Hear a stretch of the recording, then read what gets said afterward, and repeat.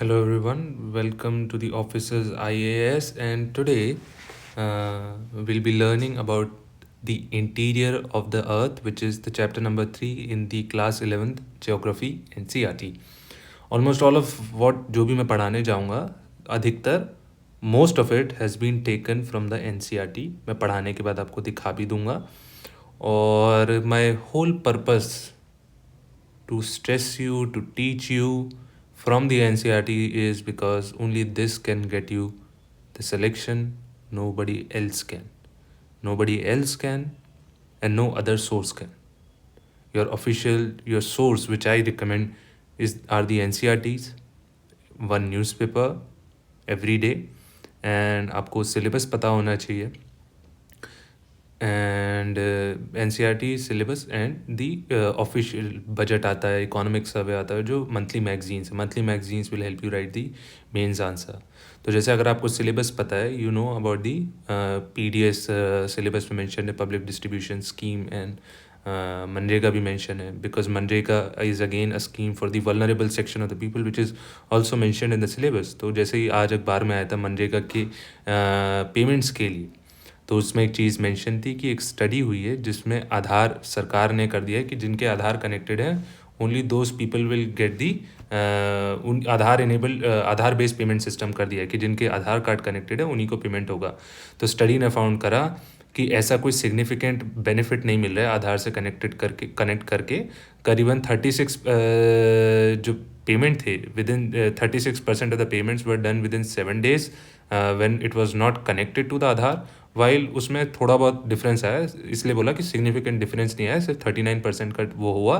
39% timely payments were done within a week. ठीक है. और इसके अलावा बोला कि आधार बेस्ड पेमेंट सिस्टम में अगर कोई इश्यूज़ आता है तो रिजॉल्व करने में बहुत मुश्किल आती है क्योंकि it is part of the central administration. While अगर क्या बोलते हैं नॉर्मल विदाउट आधार बेस्ड पेमेंट सिस्टम से उनको वेजेस मिल रहे होंगे तो उनका जो वहीं पे रीजनल लोकल जो बैंक वगैरह है वही सॉल्व कर देता है. ठीक है. तो that's how you have to read. So अगर अब मनरेगा के ऊपर कोई सवाल आ जाता है तो you can write this out. समझे. मैं बस आपको बार बार एक ही दिशा में कर रहा हूँ कि दुनिया कुछ भी पढ़ रही हो कर रही हो, go back to the original thing और go back to the originality. ठीक है. चलिए तो स्टार्ट करते हैं. Interior of the earth.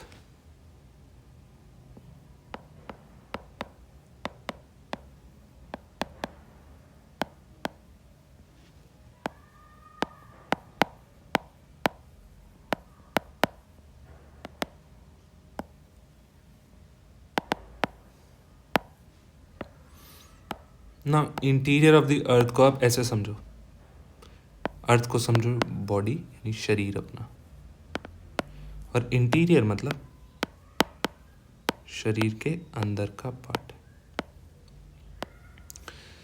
ठीक है. अगर मैं आपसे बोलूं कि मेरे को आपके शरीर के अंदर क्या हो रहा है, मेरे को आपके शरीर के अंदर क्या हो रहा है, how would I come to know? Is it functioning well? सही काम कर रही है, शरीर में कोई दिक्कत है, कैसे पता चले? एक तो तरीका है भैया कि डायरेक्ट सोर्सेस. जैसे कि आपका यूरिन का कलर देख के पता चल जाएगा कि how much impurity is in your body. Urine का कलर. ठीक है. आपके टीथ का कलर. ठीक है. और नेल वो होता है ना, होलिस्टिक हेल्थ केयर में देखते हैं. ठीक है. ये हो गया डायरेक्ट. इनडायरेक्ट कैसे? एक्सरे हो गया.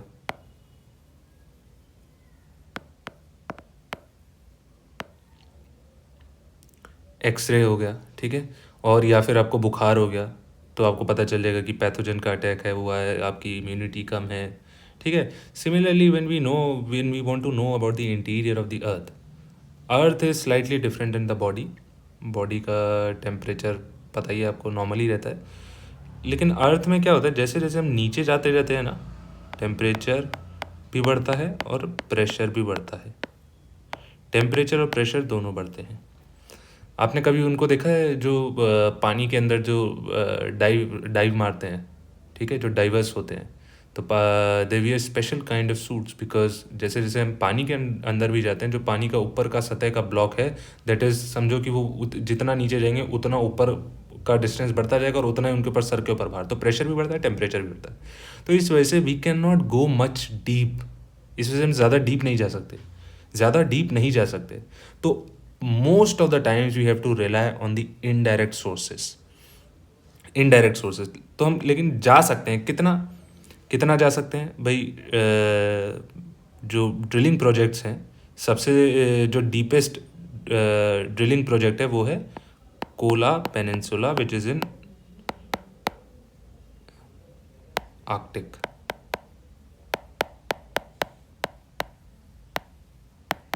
ठीक है, इसके अलावा क्या है, दो और प्रोजेक्ट्स हुए हैं, deep ocean drilling project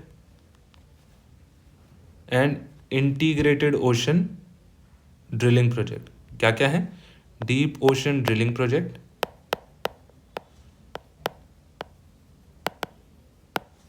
and integrated ocean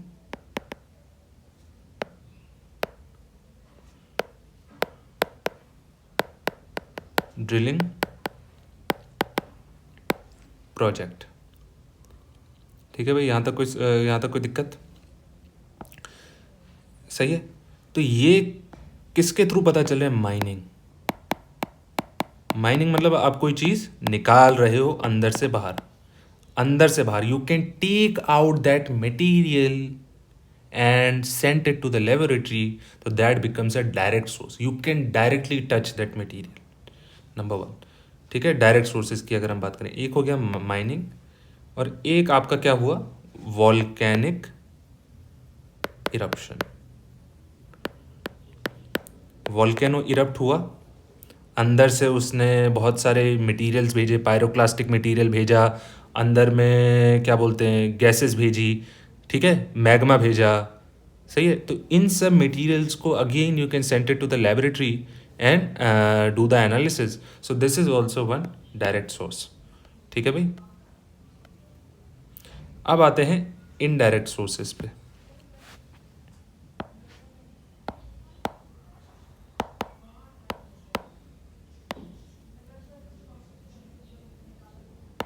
indirect sources में क्या है?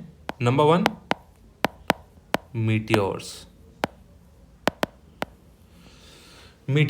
जो बाहर से पृथ्वी पे आके एटमॉस्फेयर को पार करके रोंद चीरते हुए आ गए हैं।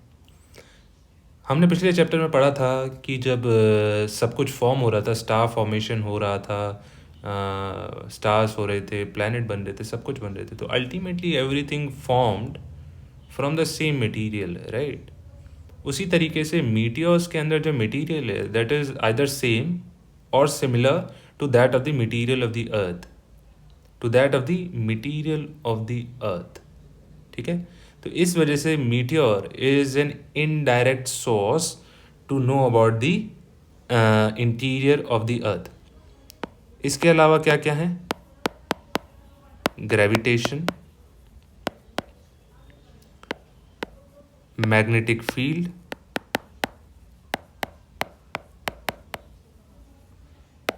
seismic activity,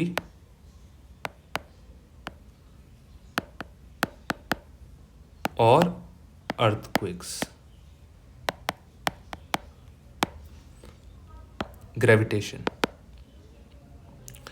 ग्रेविटेशन अगर हम बात करें, जिससे सवाल आने के बहुत ज़्यादा चांसेस हैं, आ भी चुका है, तो ध्यान रखना। ग्रेविटेशन पोल्स पे और इक्वेटर पे, ग्रेविटेशन इक्वेटर पे कम होता है और पोल्स पे ज़्यादा होता है। इसका कोई लॉजिकल आंसर है? जी बिल्कुल। ग्रेविटेशनल फोर्स होता है Gm1m2 upon r²। It is indirectly proportional to the distance. Indirectly proportional मतलब अगर डिस्टेंस कम है तो ग्रेविटेशनल फोर्स बढ़ेगा, और अगर डिस्टेंस ज़्यादा है तो ग्रेविटेशनल फोर्स कम होगा। तो since there is a bulge at the equator and the distance between the centre of the earth and the equator, वो क्या बोलते हैं, वो जो एंड पॉइंट है, दैट इज़ ग्रेटर इसलिए इधर फोर्स इक्वेटर पे कम होता है और पोल्स पे ज़्यादा होता है, क्योंकि वहाँ पे पोल्स पे डिस्टेंस कम हो जाता है। ठीक है, सही है। इसके अलावा जो ग्रेविटेशन की वैल्यूज़ हैं वो किस पे भी डिपेंड करती है, ये तो मैंने आपको बता दिया डिस्टेंस पे। और आपको क्या दिख रहा है, और मुझे बोलोगे आप सर ये मास दिख रहा है, तो मास पे भी डिपेंड करती है। तो since uneven distribution of the mass material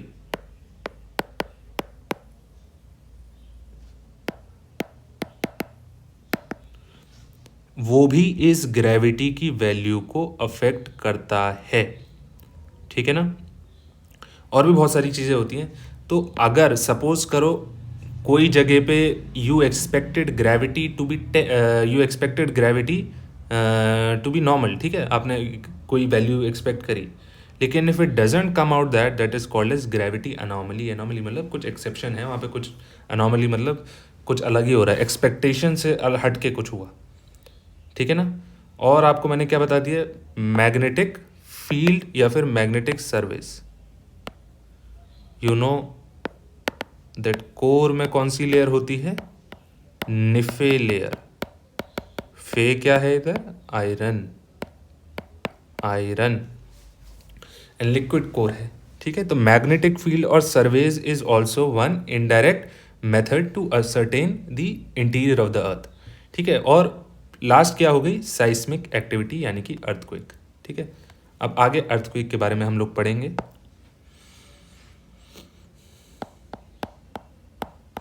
ये ध्यान से सुनना, इसमें भी सब स्टेट सर्विसेज में भी आ चुके हैं और सिविल सर्विसेज में भी आ चुके हैं। सिविल सर्विसेज में मैं आपको बताऊंगा कहाँ से ज़्यादा पूछे हैं सवाल, लेकिन यहाँ से स्टेट सर्विसेज में भी पूछे हैं ये जो भी आपको मैं पढ़ाने वाला हूँ। ठीक है, सपोज करो दिस इज द क्रस्ट,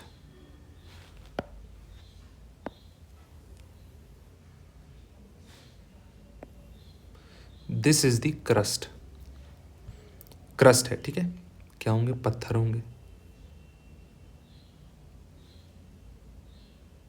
पत्थर का अरेंजमेंट कैसे है, अभी सपोज करो ऐसे है।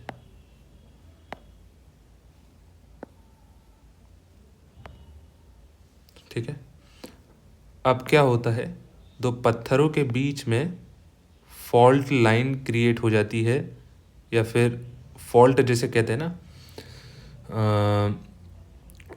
आप समझो फॉल्ट, आपको मैं कैसे समझाऊं, फॉल्ट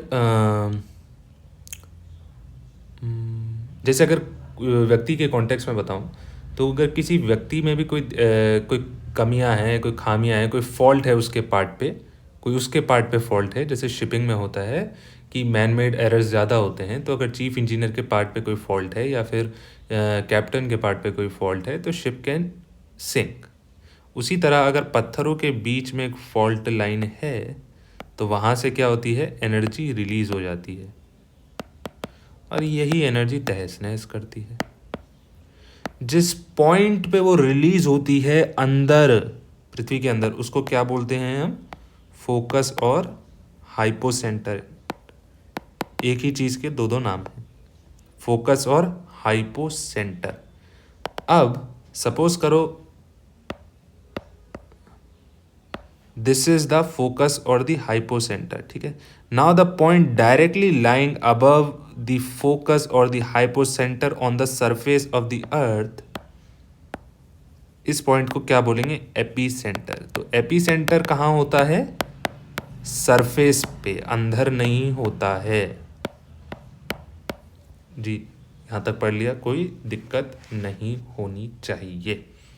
यहाँ से बहुत बार CDS में भी पूछा है, NDA के एग्जामिनेशंस में भी पूछा है, स्टेट सर्विसेज में भी पूछा है, इसी बात पे कि जहाँ से एनर्जी रिलीज होती है उसको क्या कहते हैं, सर फोकस और हाइपोसेंटर कहते हैं। और सरफेस ऑफ द अर्थ पे जब वो पहली बार स्ट्राइक करती है, जहाँ पे उसके अब तुरंत ऊपर जहाँ पे वो पहली बार स्ट्राइक करती है on the surface of the earth, that is called as epicentre, epicentre. So next time when you are reading an earthquake in the newspaper, you would know this term. Now the next is very important, which is earthquake waves.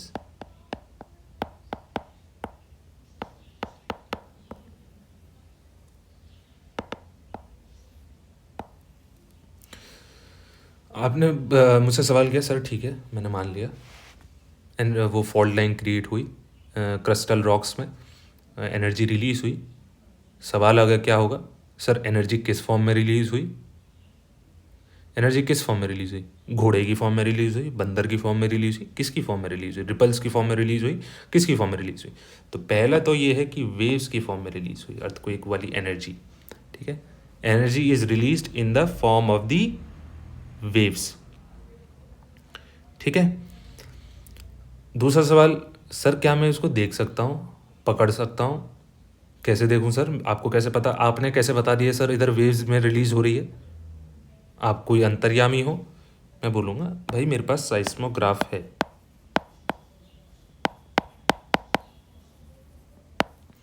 साइस्मोग्राफ का पहला शब्द क्या है? Seismo, which is related to seismic activity, which is in turn related to earthquake, and graph is something which creates the graph. तो basically a graph which is showing the seismic activity. ठीक है, अब earthquake wave दो तरीके की होती है, एक होती है बॉडी वेव्स, एक होती है सरफेस वेव्स।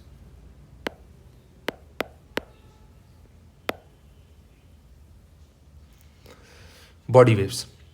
अगला सवाल होगा, सेल्फ एक्सप्लेनेटरी है, 2 साल के बच्चे तो हो नहीं आप, अब बताओ बॉडी वेव्स क्या होंगी?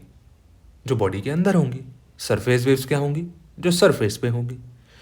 बॉडी वेव्स भी दो तरीके की होती हैं, एक होती है पी वेव्स, एक होती है एस वेव्स। पी वेव्स और एस वेव्स। पी वेव्स का नाम क्या है? पी से स्टार्ट हो रहा है, which are called as primary waves. और एस वेव का भी नाम एस से स्टार्ट हो रहा है, which are called as secondary waves.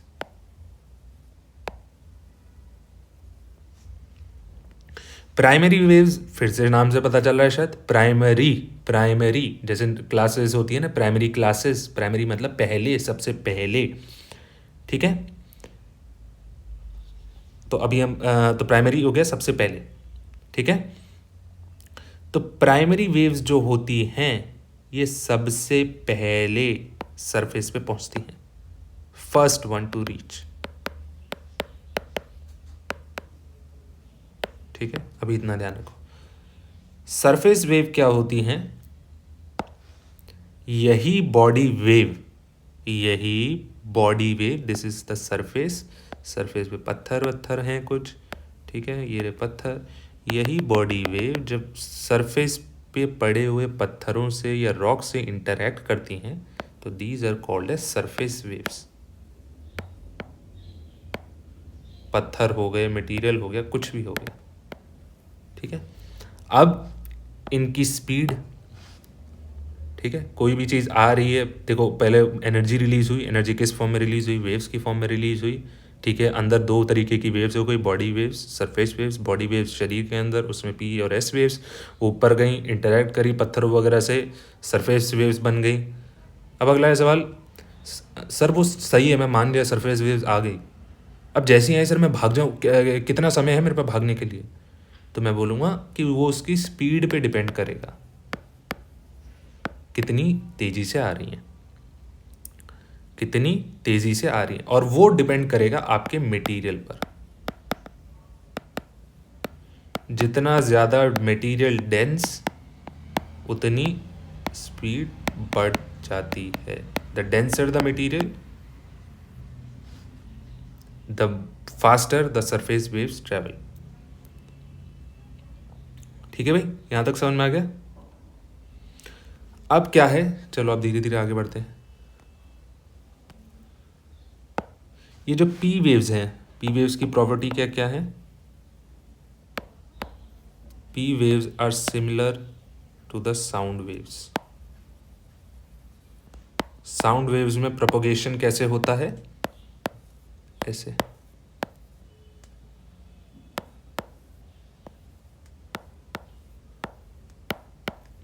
आपके लिए ये चीज़ मैंने सिर्फ अंडरस्टैंडिंग के लिए बताई है, that is not important from the exam perspective as far as NCERT is concern. तो बस समझाने के लिए, साउंड वेव्स, पी वेव्स का बस इतना ज़रूर ध्यान रखना कि P waves are related to the sound waves. दूसरा क्या इसकी प्रॉपर्टी होती है?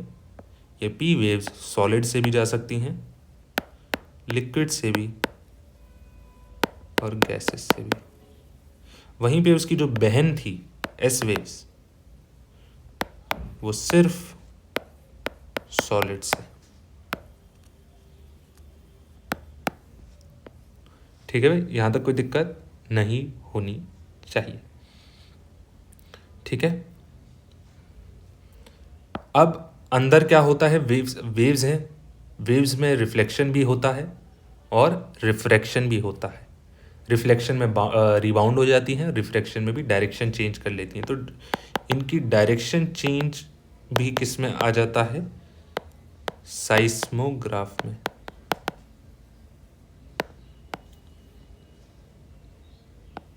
ठीक है, नाउ यू शुड अंडरस्टैंड कि हमने अर्थक्वेक पढ़ा। Why are we reading about earthquake? Because earthquake causes a lot of damage of life and property both.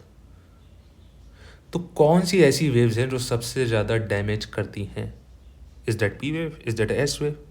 No, these are body waves. Body में, शरीर में भी ट्रैवल कर रही हैं यार, बाहर तो आने दो उसको। तो आंसर क्या है, सरफेस वेव्स, मोस्ट डिस्ट्रक्टिव, क्योंकि वही तो आखिर में जाके इंटरैक्ट कर रही है ना ऊपर सरफेस से। Most destructive and the last one to report on seismograph, obvious है। ठीक है भाई, यहां तक कोई दिक्कत नहीं होनी चाहिए। अब आते हैं प्रोपोगेशन ऑफ अर्थक्वेक वेव्स।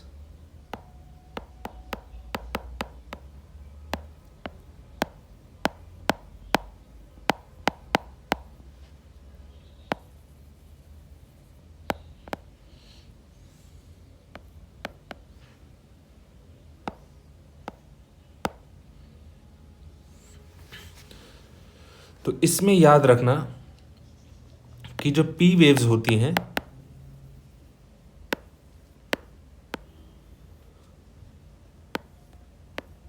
सही, they vibrate parallel to the direction of the waves.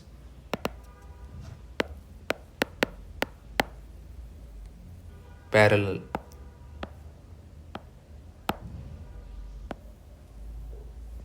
ठीक है, मतलब ऐसे ऐसे ऐसे ऐसे ऐसे। ये मैं आपको मेरी ड्राइंग ज़्यादा अच्छी नहीं है तो मैं बता नहीं सकता, लेकिन जो सपोज करो this is the direction of the wave, तो ये सरफेस के अंदर ही ऐसे ऐसे, मतलब सरफेस के ऊपर ही ऐसे ऐसे। ठीक है,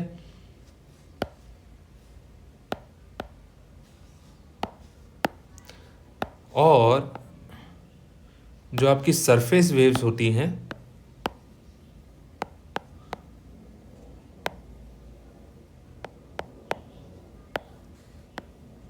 जो आपकी सरफेस वेव्स होती हैं वो perpendicular to the direction of the waves. Perpendicular, अब इमेजिन करो परपेंडिकुलर, अगर आपने थोड़ा बहुत वेव्स पढ़ा है तो उसमें एक एम्पलीट्यूड क्रिएट होगा। वो जो वेव है वो बिल्डिंग के अंदर ऊपर की साइड जाएगी, वेव की डायरेक्शन में ही, and that's why it will can cause the collapse of the structure and the building, and henceforth it is the most destructive wave। ठीक है, इसमें पूछते हैं। अब आते हैं इमर्जेंस ऑफ शैडो जोन।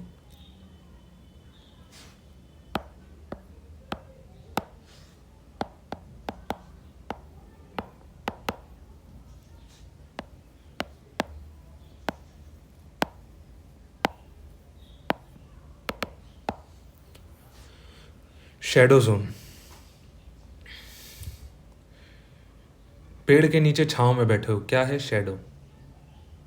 ठीक है, अंधेरा। इधर भी यही है, shadow waves, shadow zone. Zone मतलब कि अगर मैं बोलता शैडो पॉइंट, तो पॉइंट मतलब उस जगह पे सिर्फ एक स्पेसिफिक लोकेशन, लेकिन अगर मैं बोलूँ zone, that means it has been spread over, काफ़ी बड़ा डिस्टेंस है। और शैडो जोन बोलूँ तो काफ़ी बड़े डिस्टेंस पे जहाँ पे वेव्स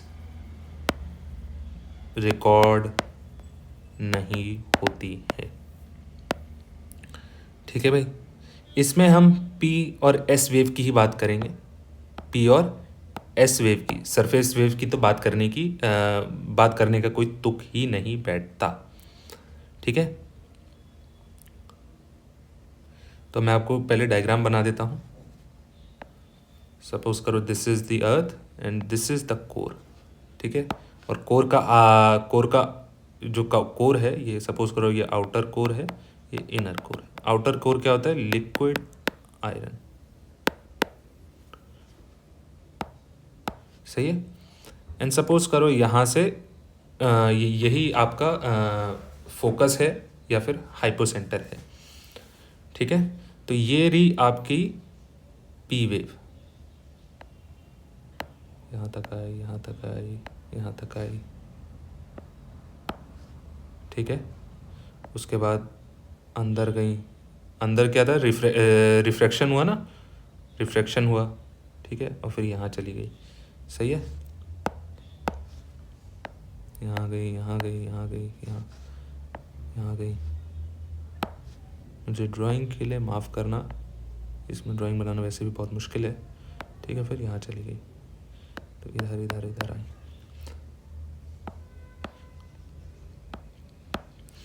अब ये जो एरिया है यहाँ पे आपने देखो इधर रिकॉर्ड नहीं हुई है। ठीक है, तो पी वेव ने कितने, ये पी वेव का है,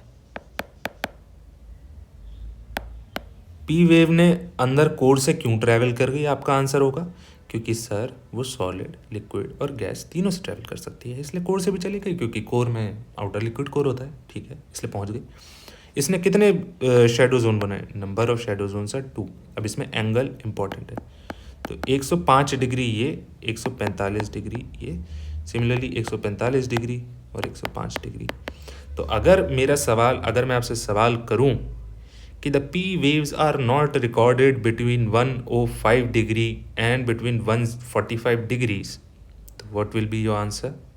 yes sir, they are not recorded between 105 degree and 145 degree. However, it is recorded beyond the 145 degree, that is this region. ठीक है, ये हो गया आपका। अब आते हैं हम एस वेव पे। ये रहा आपका एस वेव, ये रहा आपका कोर। तो कोर के अंदर जाने से तो कोई सवाल ही नहीं उठता ना, तो ये तो यहाँ से यहाँ ही चली जाएंगी, क्योंकि एस वेव में वो सिर्फ किससे जा सकती हैं? अरे सर, सिर्फ और सिर्फ सॉलिड से, आप ही ने तो बताया था। बिल्कुल, तो अंदर ऊपर क्या है? उधर लिक्विड आउटर कोर है।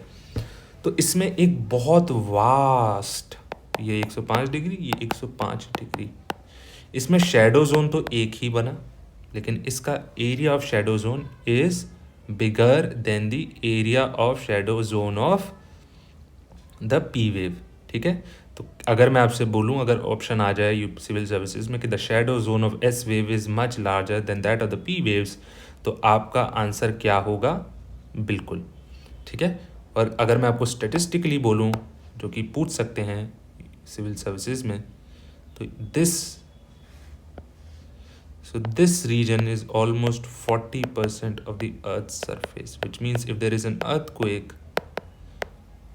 40% of the Earth's surface will not report any S wave. ठीक है, अब आगे आते हैं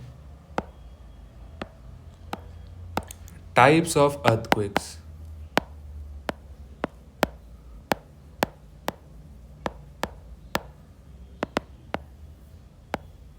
ठीक है भाई, टाइप ऑफ अर्थक्वेक में पहला क्या है?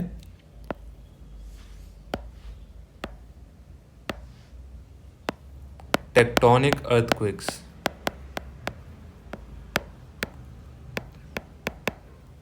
अभी आपने प्लेट टेक्टोनिक्स पढ़ी नहीं है, तो लेकिन आपको फिर भी बताते टेक्टोनिक अर्थक्वेक्स। जैसे अगर आपने पहले पढ़ रखी है, तो there is one ring of fire, जिसमें वो प्लेट्स होती हैं, प्लेट्स में सबमर्जेंस और इन सब की चीज़ों के प्लेट टेक्टोनिक्स की वजह से टेक्टोनिक अर्थक्वेक्स आते हैं। सो दैट्स वाई अगर मैं आपसे बोलूँ कि रिंग ऑफ फायर जो है, जहाँ पे बहुत सारी प्लेट्स वो हैं, तो ring of fire is also associated with earthquake. ठीक है, तो टेक्टोनिक अर्थक्वेक। दूसरा क्या है? Volcanic earthquakes.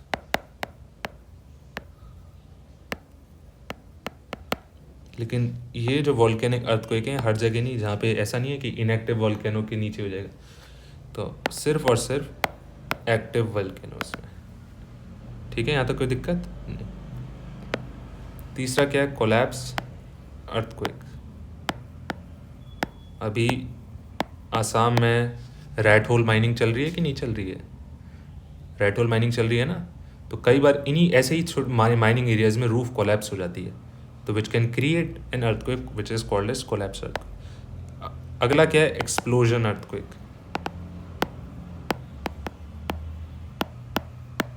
जैसे आपने वो हमारे न्यूक्लियर को टेस्ट किया, उसकी वजह से हो सकता है। अभी सुपर टेक की बिल्डिंग गिराई थी, एक्सप्लोजन हुआ था, उसकी वजह से भी हो सकता था। तो these are some example of the types of earthquake. ठीक है, और एक और है रिजर्वॉयर इंड्यूस्ड अर्थक्वेक। रिजर्वॉयर मतलब शब्द बना है रिजर्व से, जहाँ पर आप पानी रिजर्व में रखते हैं, स्टोर करके रखते हैं। जैसे एक आपका, तो कई बार कहते हैं कि जो पुराने डैम्स हो गए हैं, dams which are way old, 100 and 185 years old, ऐसे ऐसे डैम्स हैं, उनका थोड़ा देखा जाए, क्योंकि they can also cause an earthquake. ठीक है,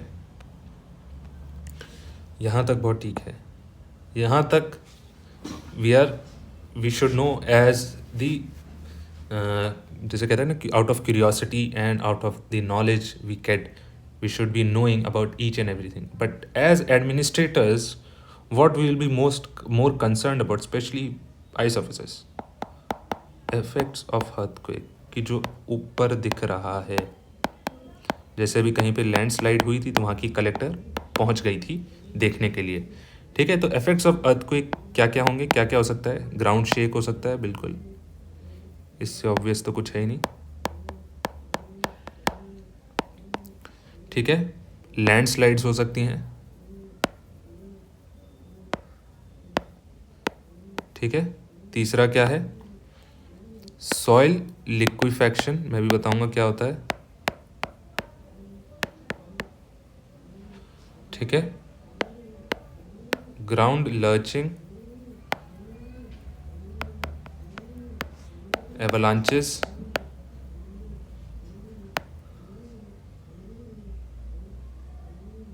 ओ हाँ, एक सेकेंड ना,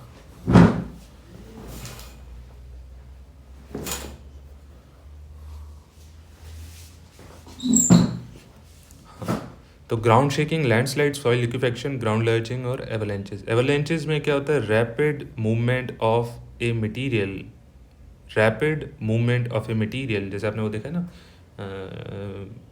जो ये बर्फीले पहाड़ होते हैं, अगर बहुत सारी बर्फ़ एक साथ आती है तो we call that avalanches, so that can be caused by an earthquake.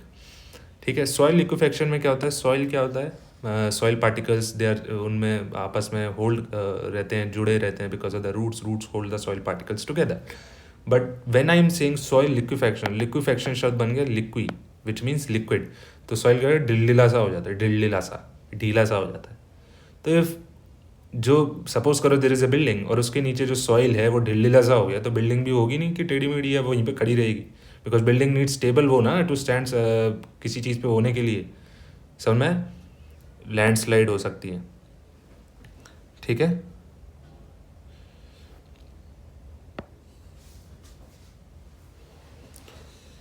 अब इससे क्या हो सकता है, ये जो आपकी मेन है, इनसे लैंड फॉर्म्स मतलब लैंड की फॉर्म, लैंड कैसा दिखता है उस पर फ़र्क आ सकता है। लैंडस्लाइड हुई, पत्थर ऊपर से नीचे गिरे और रोड ब्लॉक हो गई। ठीक है, ज़्यादा पत्थर गिरे जा रहे हैं तो वहाँ पे डिप्रेशन क्रिएट हो सकता है। सही है, और क्या क्या हो सकता है जो डायरेक्टली हमको फील करते हैं, डायरेक्ट जो हमारे ऊपर जो डायरेक्ट वो करते हैं, floods. This is important because यहाँ पे लोग कंफ्यूज होंगे, और जहाँ पे कंफ्यूज होंगे वहीं वो पूछती है। तो फ्लड्स, फायर्स, ऑब्वियसली कोई बिल्डिंग कोलैप्स हुई, तार वार मिले जुले, आग लग गई, और tsunami, this is also important. तो अगर मैं आपसे स्पेसिफिकली बोलूँ क्या याद करने के लिए, तो आपको क्या याद रखना है, सुनामी याद रखनी है, फ्लड्स याद रखने हैं, लैंडस्लाइड याद रखनी है, ये 3 तो आपको याद रखने ही रखने हैं। ठीक है भाई। अब सुनामी की बात चालू हो गई है, तो सुनामी देखते हैं। सपोज करो दिस इज वाटर, सुनामी कहाँ से आएगी? नल से थोड़ी ना आएगी, समुद्र से ही आएगी। एंड इफ द सपोज करो this is the AP centre, ठीक है, और यहाँ से एपी सेंटर से एनर्जी रिलीज हुई, ठीक है, एनर्जी रिलीज हुई, ठीक है, और ये ट्रेमर मतलब कि छोटे मोटे झटके, सही है। तो पहला तो केस ये हो गया, कंडीशन ये होगी कि सुनामी आने के लिए जो एपी सेंटर होना चाहिए that should be below the surface of the water, ठीक है, डन, कोई दिक्कत नहीं होनी चाहिए। दूसरा, जो सुनामी की जो वेव जनरेट होती हैं वो डायरेक्टली अर्थक्वेक से रिलेटेड नहीं होती हैं, बट वो ट्रेमर से रिलेटेड होती हैं, झटके से। झटका आया, एक ने किसी को, वो लाइन आप इमेजिन करो, क्या बोलते हैं, एक लाइन में सारे लड़के खड़े हैं और एक ने एक को धक्का दिया, एक ने एक को धक्का दिया, एक ने दूसरे को धक्का दिया, तो झटके से आगे वाला चलता गया। तो similarly tsunami waves are is a consequence of the tremor, not the direct earthquake, ठीक है। अगर ये जो था, अगर ये इसका जो मैग्नीट्यूड है that is greater than 5 on the Richter scale, तो इसका इम्पैक्ट बढ़ जाता है।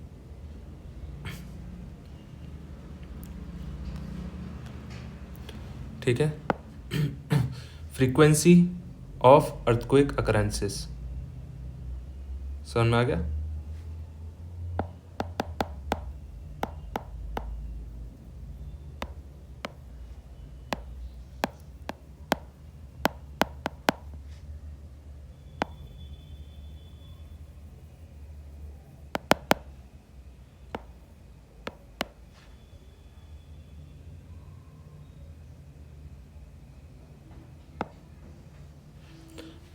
फ्रीक्वेंसी मतलब कितनी बार अर्थक्वेक आते हैं। तो एनसीईआरटी राजा ने बोला है कि अगर 8 से ज़्यादा मैग्नीट्यूड है तो वो रेयर होते हैं और 1 या 2 साल में। वहीं पे जो छोटे छोटे टाइप के होते हैं, टाइनी टाइप्स, 2 हो गया मैग्नीट्यूड, 3 हो गया मैग्नीट्यूड, वो हर मिनट। ठीक है भाई, चलिए आगे बढ़ते हैं। अब आगे हम देखेंगे structure of the earth.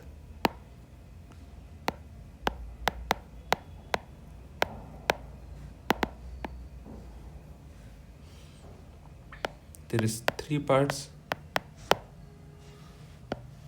Crust, ये आगे के चैप्टर्स में और डिटेलिंग में है तो इसलिए ज़्यादा डिटेलिंग में नहीं करेंगे, ठीक है। उसमें लेयर में कॉम्पोजिशन क्या है वो भी है, वो सब भी है, ठीक है ना। क्रस्ट क्या होता है? Outer most part of the अर्थ। इसका नेचर क्या होता है? ब्रिटल, मतलब आसानी से तोड़ सकते हैं, तभी तो माइनिंग हो जाती है। अगर आसानी से नहीं टूटते तो फिर कैसे हो पाती? माइनिंग हो सकती है, कितनी सारी चीज़ें हो सकती हैं। तो crust is brittle in nature. Oceanic crust की जो थिकनेस होती है that is around 5 kilometre, and continental crust की जो थिकनेस होती है दैट इज़ अराउंड 30 किलोमीटर्स। ये जो कॉन्टिनेंटल क्रस्ट है ये it is higher in the areas of the Himalayas, जहाँ पर कॉन्टिनेंटल क्रस्ट की थिकनेस हो जाती है करीबन 70 किलोमीटर। ठीक है भाई, यहाँ तक कोई दिक्कत नहीं होनी चाहिए, ठीक है। अब जो मेंटल है, मेंटल वाला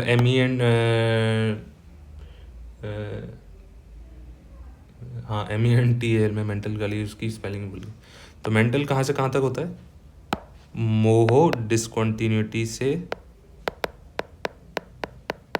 डिसकॉन्टिन्यूटी, अभी ज़्यादा इसमें मत पढ़ो, अभी और है डिटेलिंग में, मतलब ज़्यादा ऐसा सर घुमाने की ज़रूरत नहीं है। मोहो डिसकॉन्टिन्यूटी से इसकी थिकनेस कितनी होती है? 2900 किलोमीटर, ठीक है। मेंटल के ही अपर पोर्शन को क्या बोलते हैं? Asthenosphere.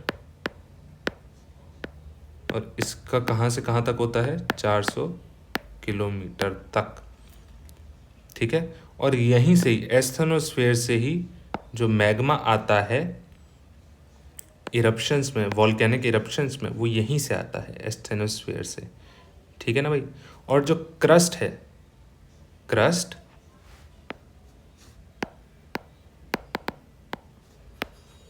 Crust plus upper mantle क्या बनाते हैं, लिथोस्फेयर,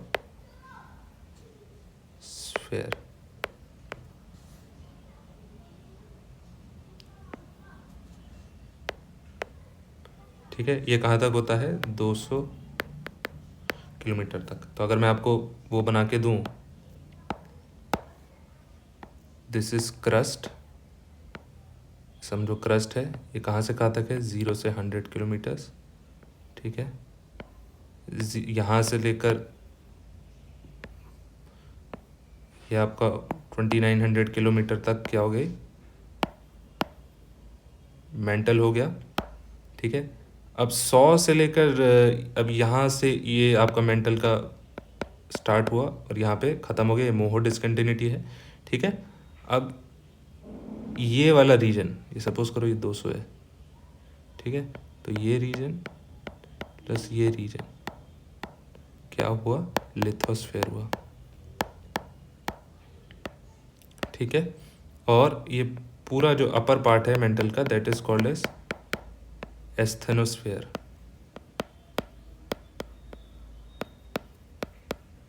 ठीक है। कोई दिक्कत नहीं होनी चाहिए।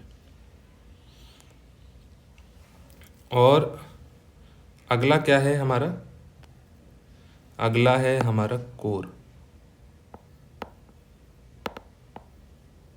ठीक है।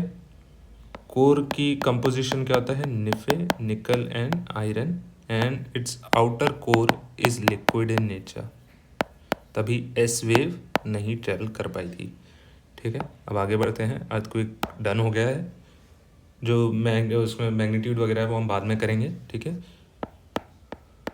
कि कौन से स्केल पे नापते हैं, वो अलग चैप्टर है और डिटेल में है, ठीक है। वॉल्केनोज एंड वॉल्केनिक, क्योंकि अभी हम सिर्फ इंटीरियर ऑफ द अर्थ में पढ़ने के लिए डायरेक्ट सोर्सेज और इनडायरेक्ट सोर्सेज से पढ़ रहे हैं, तो उसमें हमने वेव्स देखी, एस वेव्स, अगर उस लेयर से नहीं हमको पता था पहले, हम वी न्यू कि S waves can't go through the liquid, S waves liquid से पास नहीं कर पाती, तो सिंस एस वेव का शेडो रीजन बड़ा था, तो we could conclude that outer layer of the core is liquid in nature. तो अभी सिर्फ हम वैसे इनडायरेक्ट और डायरेक्ट सोर्सेज देख रहे हैं, ठीक है। और जैसे जैसे हम नीचे जाते जाते हैं वैसे वैसे डेंसिटी बढ़ती जाती है, सही है ना, कोई दिक्कत नहीं होनी आपको चाहिए, ठीक है।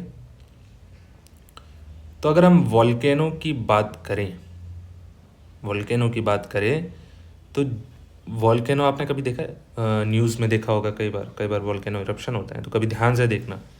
तो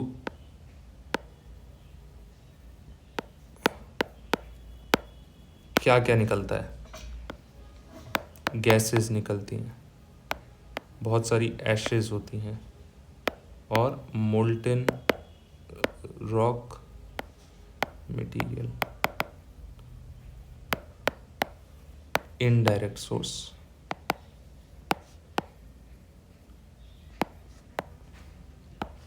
गैसेस एंड एशेज।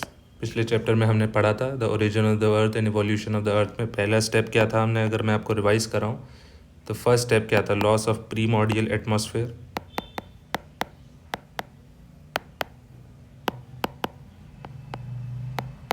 उसके बाद डी गैसिंग हुई थी, अंदर से गैसेस निकली थी, वोल्केनिक इरप्शंस भी हुए थे, उसने वाटर वेपर और गैसेस निकाली थी, वाटर फिर समिट वो हुआ, वाटर वेपर कंडेंस हुआ, बारिश हुई, हाइड्रोस्फीयर बना,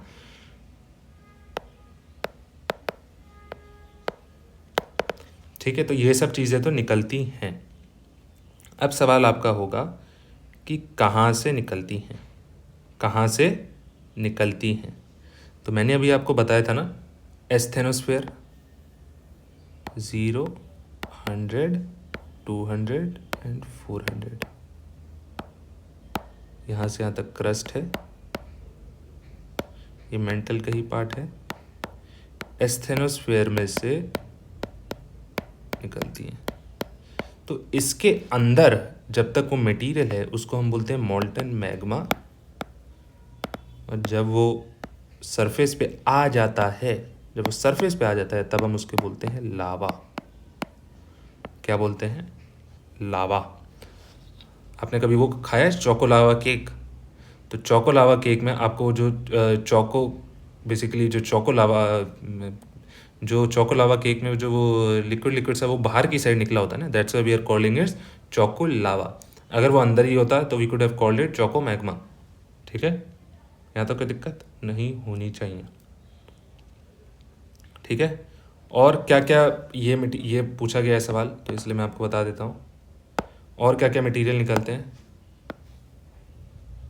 पायरोक्लास्टिक मटेरियल,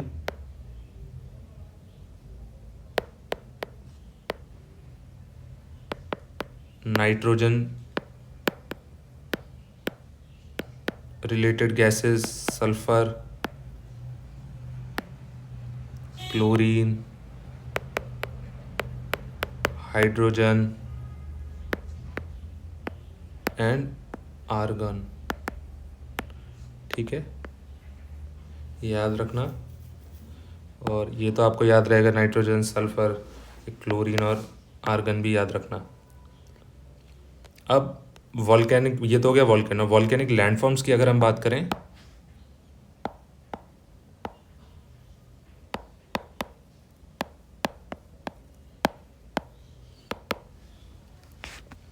पहले क्या हो गए? Shield volcanoes.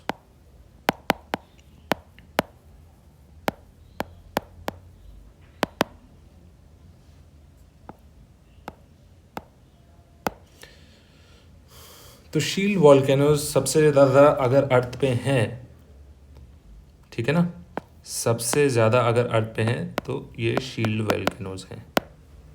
ठीक है, एग्जाम्पल क्या क्या हैं इसके? शील्ड हवाई में जो, हवाई के अंदर जो वॉल्केनोस हैं that are shield, those are shield volcanoes. ठीक है, कोई दिक्कत नहीं होनी चाहिए। ये बने किससे होते हैं? ये बने होते हैं बेसॉल्ट से। किससे बने होते हैं? बेसॉल्ट। बेसॉल्ट गाढ़ा होता है कि पतला होता है, यानी कि विस्कस होता है या फिर फ्लूइड होता है? विस्कस मतलब फ्लूइड, और पतला मतलब कि विस्कस मतलब कि गाढ़ा, और फ्लूइड मतलब कि पतला। तो ये होते हैं पतले यानी कि फ्लूइड।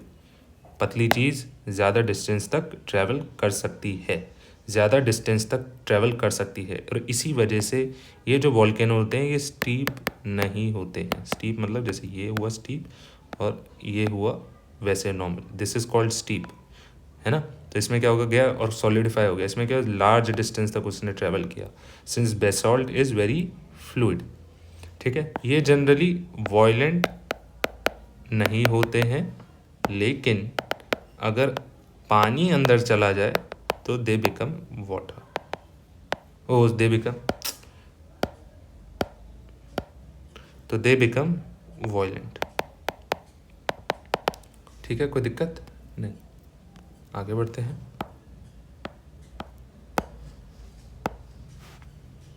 अगला क्या है? Composite volcanoes.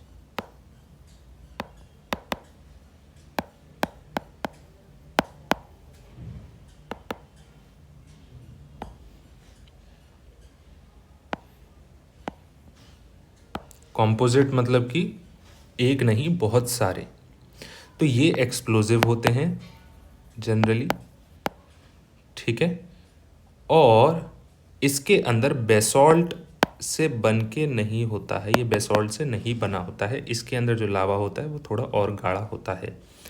ठीक है, और अब मैंने आपसे बोला कॉम्पोजिट मतलब एक से ज़्यादा, तो ऐसा क्यों हमको प्रतीत होता है? क्योंकि जब लावा निकला तो वहीं वो वेंट के पास ही जाके सॉलिड, मैंने आपको बताया क्या होता है, बेसॉल्ट क्या होता है, फ्लूइड होता है। ठीक है, तो मैंने आपको बताया इधर कि more viscous lava is there, viscous मतलब गाढ़ा।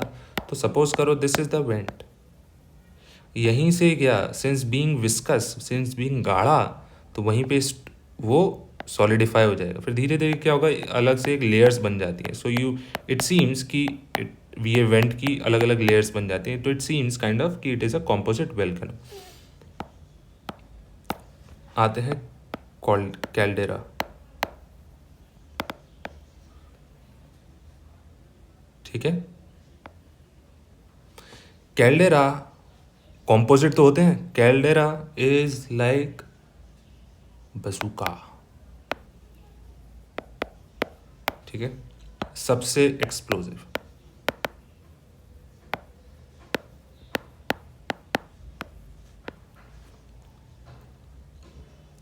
और ये इतने एक्सप्लोजिव होते हैं, ये इतने एक्सप्लोजिव होते हैं कि ये अपने आप में ही कोलैप्स हो जाते हैं, अपने आप में ही कोलैप्स हो जाते हैं। और तो जब कोलैप्स होंगे तो जो डिप्रेशन क्रिएट हो जाता है, the depression which is created is called as the caldera. These depressions are called as caldera. तो अगर मैं आपसे पूछूं most explosive type of volcano is composite और caldera, the answer is caldera. Most destructive type of, अगर आपको पिछला check करूं, most destructive type of wave is called as P wave, S wave और सरफेस वेव। Surface waves. ठीक है, अब आगे जाते हैं। उसका आगे क्या है, फ्लड बेसॉल्ट प्रोविंसेस। प्रोविंसेस मतलब रीजन की बात हो रही है, गांव की बात नहीं रही, और भी बड़ी जगह की बात हो रही है। तो और भी बड़ी जगह तो वही जा सकता है जो फ्लूइड हो, पतला हो। पतला कौन है, बेसल्ट है। ठीक है, तो ये जो वॉल्केनोज होते हैं, पहला क्या है, बहुत ज़्यादा डिस्टेंस के लिए होते हैं, जैसे तभी मैं नाम से पता चले ना, प्रोविंसेस। ठीक है, यहाँ तक भी कोई दिक्कत नहीं होनी चाहिए। अब इसका जो एग्जाम्पल है वो क्या है, ये आपको बहुत इंपॉर्टेंट याद रखना, क्योंकि इट इज़ विद रेफरेंस और कॉन्टेक्स्ट टू इंडिया। तो Deccan traps of India, specially Maharashtra region में। ठीक है, अगला यही समझा दें क्या? हाँ चलो।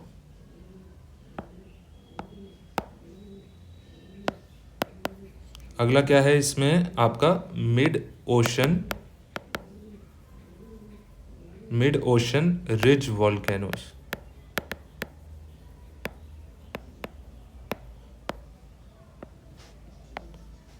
दिस इज समंदर,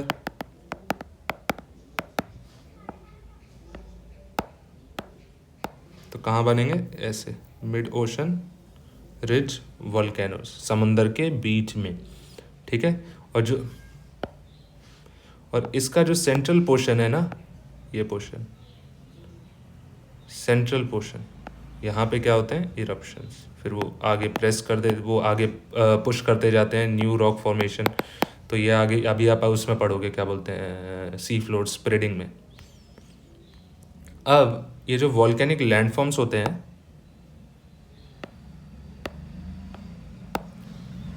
अब ये जो वॉल्केनिक लैंडफॉर्म्स होते हैं,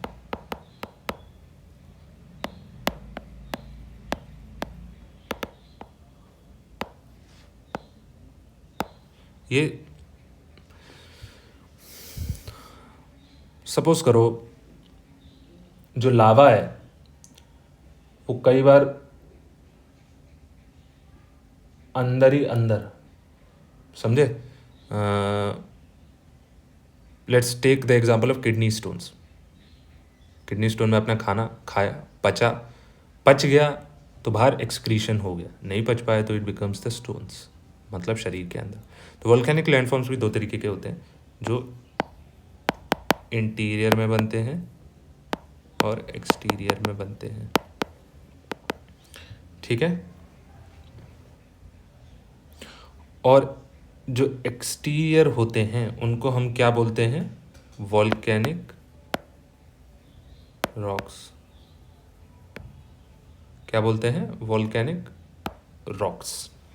ठीक है, और जो सरफेस के अंदर होते हैं हम उनको क्या बोलते हैं, प्लूटोनिक रॉक्स। यहाँ तक कोई दिक्कत है नहीं। अब ये जो प्लूटोनिक जो सरफेस के अंदर बनते हैं उनकी अलग अलग फॉर्म्स होती हैं, अलग अलग जैसे दिखते हैं वो। ठीक है, कैसे कैसे दिखते हैं अभी बताता हूँ। एक हो गया आपका बैथोलिथ्स, एक हो गया आपका लैकोलिथ्स, लिथ जब हम बोल रहे हैं lith which is basically related to rock और स्टोन, और तीसरा क्या हो गया लैपोलिथ, फैकोलिथ एंड सिल्स। यहाँ तक कोई दिक्कत नहीं। तो बैथोलिथ में क्या होता है, सपोज करो दिस, ठीक है, तो बैथोलिथ में क्या होता है, ये ऐसे डोम्स टाइप स्ट्रक्चर सरफेस के, ये डोम टाइप स्ट्रक्चर सरफेस के, यार मेरी ड्राइंग, चलो ये तो डोम टाइप स्ट्रक्चर बैथोलिथ में बन जाता है। कैसा बन जाता है, डोम टाइप स्ट्रक्चर। अब ये डोम है, अरे भाई डोम है तो तिनके पर जगह तो लेगा नहीं, ज़्यादा जगह लेगा, तो इसलिए ये जो लार्ज एरियाज में स्प्रेड होते हैं, ठीक है, and these are granite bodies which means they are made up of granite. ठीक है ना, कोई दिक्कत नहीं। और जो सरफेस पे आ जाते हैं वो किससे बने होते हैं, बेसॉल्ट से। जो सरफेस के अंदर होते हैं वो किससे बने होते हैं, ग्रेनाइट से। ठीक है, कोई दिक्कत, यहाँ तक कोई दिक्कत नहीं होनी चाहिए। ठीक है, लैकोलिथ में क्या होता है, सपोज करो this region is the asthenosphere, और यहाँ पे ऐसा ये एक वो क्या बोलते हैं मैग्मा टाइप का है, और मैग्मा का चैम्बर एक पाइप लाइक स्ट्रक्चर ऐसे नीचे तक जा रहा है। ठीक है, तो इसको क्या बोलते हैं, अगर ये आपका यहाँ से ये वो सब बना हुआ है और नीचे एक इसका वो बना हुआ है, मतलब जहाँ से उसको सप्लाई जाती है पाइप जैसे, ठीक है, तो इस रीजन को क्या बोलेंगे, लैकोलिथ्स। अब आप इससे क्या इन्फर कर पा रहे हो कि ये डोम शेप्ड ही होते हैं, डोम शेप्ड है कि नहीं, बिल्कुल। इनका जो बेस होता है वो एक पाइप से कनेक्टेड होता है, पाइप लाइक स्ट्रक्चर। ठीक है ना, कोई दिक्कत नहीं। ठीक है, इसके एग्जाम्पल इंडियन कॉन्टेक्स्ट में इसलिए बहुत इंपॉर्टेंट हो जाता है। जो कर्नाटक का प्लेट्यू है,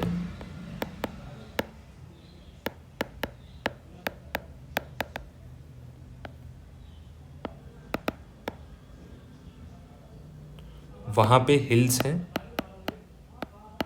उसका नाम क्या है, डोमल हिल्स, डोमल हिल्स।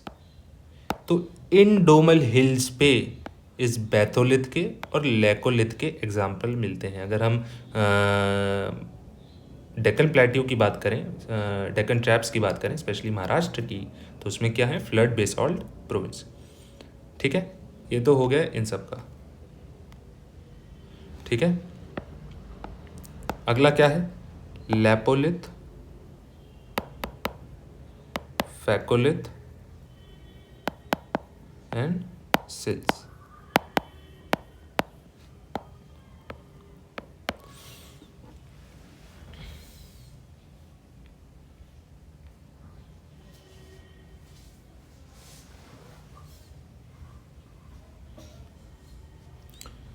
तो लैपोलिथ क्या होता है भैया, कि जैसे जैसे सपोज करो ये लावा ऊपर जा रहा है, तो ये वर्टिकल जाने की जगह, वर्टिकल में दो डोम स्ट्रक्चर बन गए, आपका बैथोलिथ बन गया और लैकोलिथ बन गया। ठीक है ना, इसके अलावा हॉरिजॉन्टल अगर स्ट्रक्चर बन रहे हैं, हॉरिजॉन्टल स्ट्रक्चर्स, तो ये वो किसके अंदर आएंगे, लैपोलिथ, फैकोलिथ और सिल्स के अंदर आएंगे। ठीक है ना, अब क्या है, अगर ये ऐसे बन जाता है तो क्या हुआ, ये आपका हो गया लैपोलिथ। ठीक है, अगर ये ऐसे बन जाता है तो ये क्या हुआ, फैकोलिथ।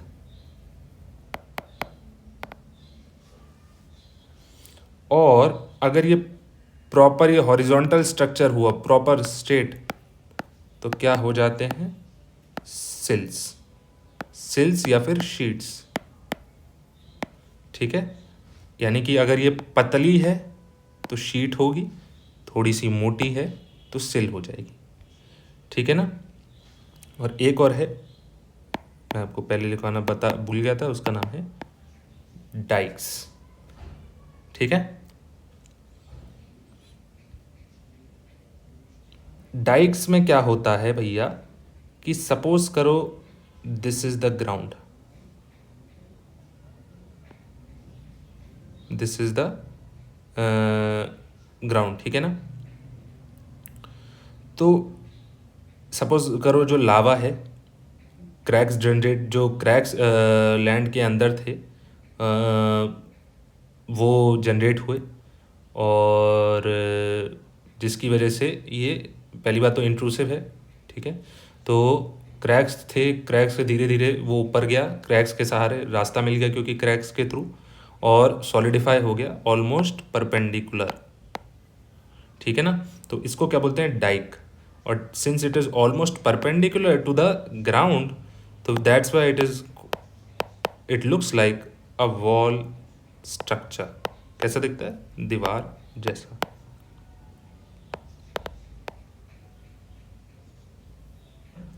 ठीक है, ये रीजन के, इसके डाइक्स के एग्जाम्पल कहाँ पर हैं? आपको कहाँ मिलेंगे? Western Maharashtra reason.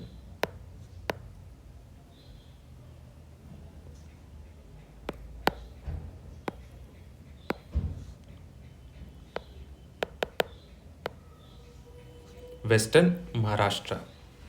ठीक है, और ये जो है, यही ये मैंने आपको बताया ना, क्रैक्स से इन्होंने अपनी रास्ता बनाया, एक दीवार जैसे बना लिया। तो basically these are like the feeder lines. Feeder lines मतलब जो फीड कर रही हैं, किसको? किसको फीड कर रही हैं? डेक्कन ट्रैप्स को।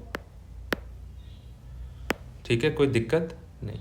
तो अगर देखो इसी एनसीईआरटी में कुछ वो हैं एमसीक्यूज, क्या थे उसमें, कि सबसे ज़्यादा डिस्ट्रक्टिव वेव कौन सी होती हैं? सरफेस वेव होती हैं। Which one of the following is a direct source of information about the interior of the earth? उसमें आपका अर्थ को एक वेव था, no, we know that is an indirect source. Gravitational force, no, gravitational force, gravitational anomaly, pole पे ज़्यादा होता है क्योंकि डिस्टेंस कम होता है, इक्वेटर पे कम होता है, but again that is an indirect source. Earth magnetism indirect source, तो volcano is a direct source. Which type of volcanic eruptions have caused Deccan trap formations? क्या है भैया? फ्लड बेसॉल्ट प्रोविंस है, जिसकी फीडर लाइन कॉइन प्रोवाइड कर रहा है, Dyke provide कर रहा है। विच one of the following describes the lithosphere? तो लिथोस्फेयर में आपका क्रस्ट तो पूरा ही इंक्लूड होगा, plus upper part of the mental which is upper mantle. Body waves क्या होती हैं? जो बॉडी में ट्रैवल करती हैं वो पी वेव होती हैं, एस वेव होती हैं, पी वेव पहले आ जाती हैं। सरफेस वेव सबसे लास्ट में होती हैं, पी वेव के बाद एस वेव आती हैं। डिस्ट्रक्शन में S wave is more destructive. P wave क्या होती हैं? आपका पी वेव का प्रोपोगेशन साउंड वेव की तरह होता है। ठीक है, और पी वेव का प्रोपोगेशन साउंड वेव की तरह होता है। और ये सब चीज़ें, डायरेक्ट सोर्सेज ऑफ इन्फॉर्मेशन लिख दीजिएगा। Why do earthquake waves develop shadow zone? Shadow zone क्यों करते हैं? क्योंकि जब हम वेव्स की बात करें तो प्राइमरी और सेकेंडरी वेव्स की बात हो सकती है। प्राइमरी वेव सिर्फ सॉलिड लिक्विड गैस से वो जा सकती हैं, वहीं पे सिर्फ सेकेंडरी वेव सिर्फ और सिर्फ सॉलिड से जा सकती हैं। Since the outer core is made up of liquid material, outer liquid iron, that's why the secondary wave वो शेडो जोन बना देती हैं। और सही है। Briefly explain the indirect sources of the information of the interior of the earth other than those of साइस्मिक activity के अलावा indirect sources बताओ जिससे आपको इंटीरियर ऑफ द अर्थ के बारे में पता चलता है। ग्रेविटेशनल फोर्स आप बता दीजिएगा। ग्रेविटेशनल फोर्स में पोल वाला, पोल और इक्वेटर वाला ग्रेविटेशनल अनोमली आप बता दीजिएगा। ठीक है, और क्या क्या आप बताएंगे? मैग्नेटिज्म बता दीजिएगा। ठीक है, मैग्नेटिज्म आपने बता दिया, और साइस्मिक एक्टिविटी उन्होंने मना किया है बताने को, और आपका मीटियोर हो गए। ठीक है, ये सब चीज़ें। ठीक है, और मैं अगर आपको एक सेकंड 2-3 अगर मैं आपको एमसीक्यू बता करवाऊँ और बताऊँ तो एक सेकंड ना,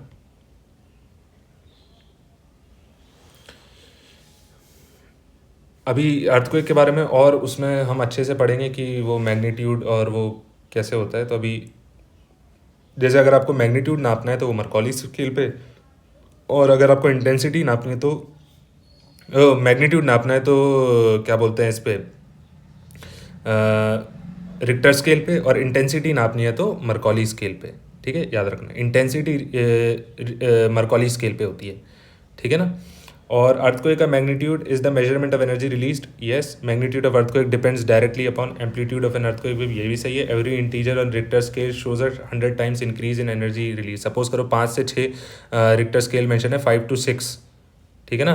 तो 5 और 6 के बीच में 10 times energy, 100 times energy release का गैप नहीं होता, 10 टाइम्स होता है। ठीक है, क्योंकि स्केल लॉगरिथमिक होता है। ठीक है, ध्यान रखना। चलिए, ध्यान रखिए। बाय बाय, टाटा, गुड बाय।